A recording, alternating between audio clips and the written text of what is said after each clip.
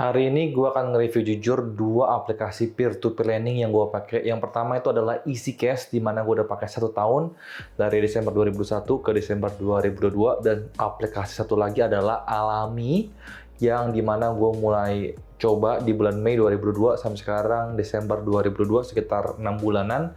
Bagaimana performance aplikasi ini? Yuk kita ngobrol di video kita hari ini. Let's go!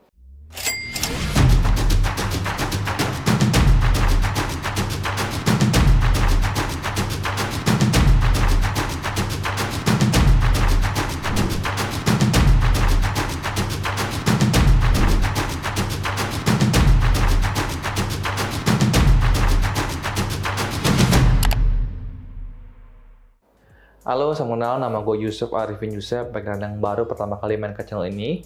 Di channel ini gue bisa sharing tentang pasar saham, tentang properti, tentang bisnis, maupun seputar tentang investasi. Dan hari ini gue akan sharing pengalaman pribadi gue secara jujur, tidak ada endorse sama sekali, dimana review jujur ini ada yang bagus, ada yang kurang enak gitu ya. Nah, aplikasi yang mana yang bagus, yang mana yang kurang enak, langsung aja kita langsung ke aplikasinya dan kita lihat secara jujur, kalau ini adalah no endorse, langsung kita ke aplikasi. Nah, aplikasi yang pertama itu adalah aplikasi EasyCash yang gue udah pakai. Kalian bisa lihat ini adalah table top up, di mana gue pertama kali top up di EasyCash itu di 27 Desember 2021. Dan terus gue top up ya, pernah sampai nominal yang cukup besar di Februari ya. Di Februari juga gue nambah lagi dan lain-lain ya. Terakhir gue top up di bulan Oktober 2022. Nah, kalau tadi top up, sekarang kita lihat yang withdraw, artinya uang yang gue udah tarik ke rekening gue berhasil. Nah, jadi dari bulan Desember pertama kali naik, tarik itu gue di bulan Maret 2000, udah berarti sekitar 3 bulanan dan semua lancar.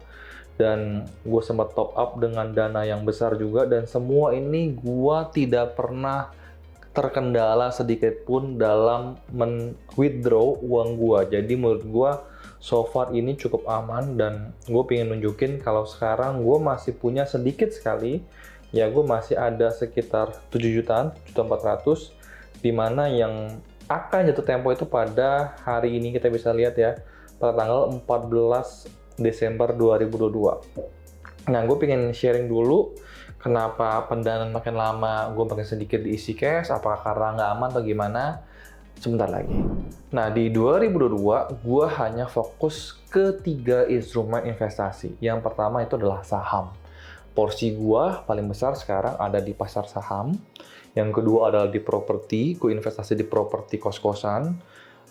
Dan yang ketiga adalah di peer-to-peer lending, di mana peer-to-peer lending ini gua cuman sisa itu hanya ada di EasyCash, di mana dulu yang paling sering gue pakai itu adalah EasyCash dan Coinworks. Tapi Coinworks akhirnya bunganya menurut gue lebih kecil, jadi gue cuman pakai di EasyCash saja.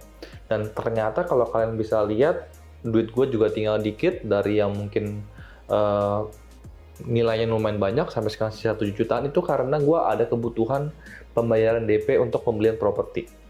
Jadi uangnya gue tarik untuk membayar DP properti, karena beli properti itu butuh tanda jadi, butuh uang muka, butuh bayar pajak. Jadi uangnya mau nggak mau gue tarik untuk kebutuhan di properti ini. Jadi bukan karena EasyCash tidak bagus ya. Sampai sekarang kalian bisa lihat duit gue masih ada di EasyCash, dan gue juga masih hari ini bakal jatuh tempo, dan tapi gue akan teruskan ya.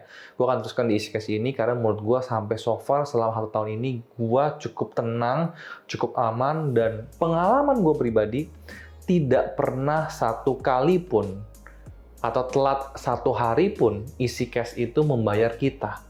Jadi misalkan nih, kalian bisa lihat ya, dari selesainya itu tadi tanggal 14 Desember 2022 jam 23.59.59.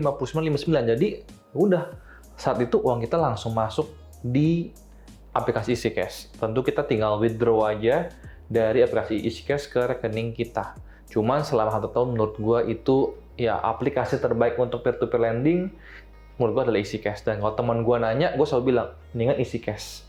Gue nggak tahu apakah kedepannya aman atau tidak, karena kita nggak ada yang ngomong apa ya, kita nggak ada yang tahu lah ya, yang mana yang kedepannya seperti apa gitu ya. Cuma menurut gue balik lagi diversifikasi ya. Tentu ini adalah peer-to-peer lending yang sedikit beresiko karena dia adalah peer-to-peer lending yang konsumtif.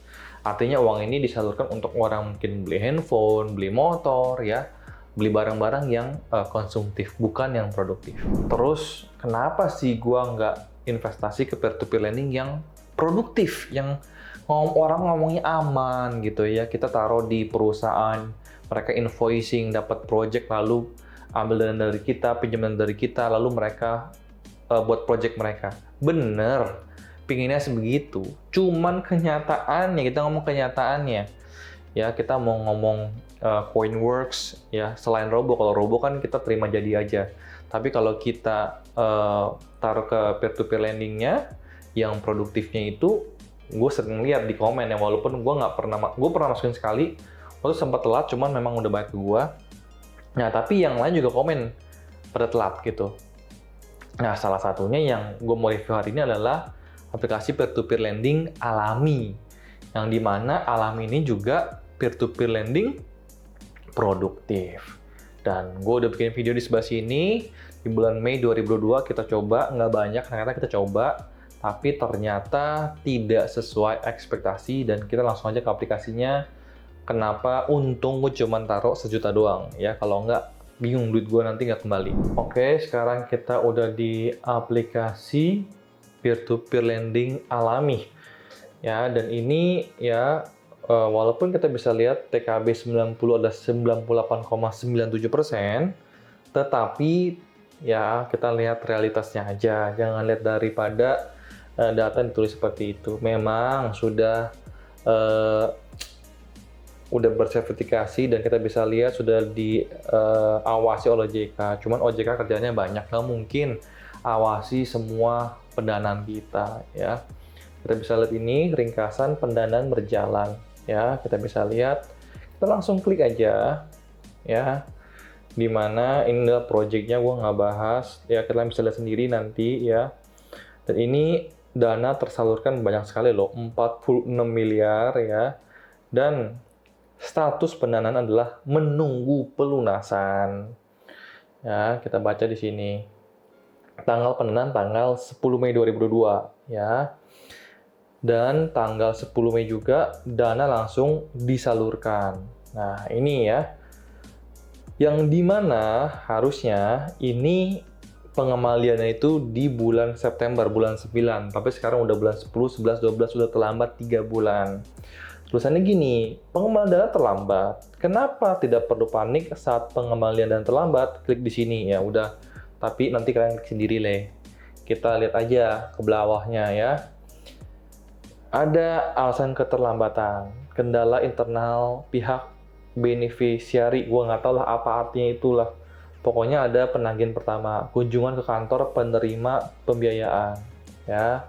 Nggak tahu kunjungannya ngapain. Pokoknya abis itu ada lagi penagihan kedua, ya kunjungan lagi dan melakukan komunikasi dengan insentif dengan manajemen PG, gitu ya. Banyak lah penagihan sampai bosan membaca gitu. Sampai kita bisa lihat nih di 28 November 2022 penagihan ke-10, ya. Kembali sampaikan permohonan maaf atas keterlambatan. Permohonan maaf sebenarnya udah nggak ada guna, yang penting duitnya kita kembali gitu kan. Terima kasih atas dukungannya. Ya, katanya manajemen PG sedang menyusun langkah-langkah untuk pelunasan terhadap bertahap yang telah diinformasikan sebelumnya. Ya, tapi sampai sekarang udah 3 bulan terlambat, nggak ada kabarnya lagi ya. Dan kita bisa lihat penagihan ke-11 tanggal 13 Desember juga nggak ada infonya ngapain di situ, dan sebenarnya mereka ke sana pun kita juga nggak tahu karena cuma ada tulisannya doang gitu ya. Mudah-mudahan sih Alami memang ada ke sana dan udah melakukan 11 kali penagihan. Cuman ya kita ngomong realitasnya dananya sampai sekarang belum lunas, belum balik ke rekening saya, belum balik ke rekening aplikasi, belum balik ke aplikasi Alami saya. Makanya ya banyak orang yang rugi atau kecewa terhadap investasi dari crowdfunding seperti di LendX, seperti di Santara, dan juga sekarang ya peer-to-peer lending yang contohnya adalah yang saya alami sendiri itu di Santara. Nah, jadi saya mau share di sini ya, jujur kalau saya pribadi saya udah stop sama sekali di crowdfunding. Saya udah nggak menyentuh lagi. Kalau mau cuma benar-benar iseng doang, saya pengen tahu kinerjanya seperti apa. Cuma ujung-ujungnya saya pengen sharing kalau rumput tetangga selalu akan lebih hijau gitu ya. Jadi memang kelihatannya dia bagus, omsetnya bagus gitu ya. Cuman laba bersih belum tentu bagus. Brand itu mungkin aja setahun 2 tahun ada, tapi 5 tahun kemudian nggak muncul lagi gitu loh.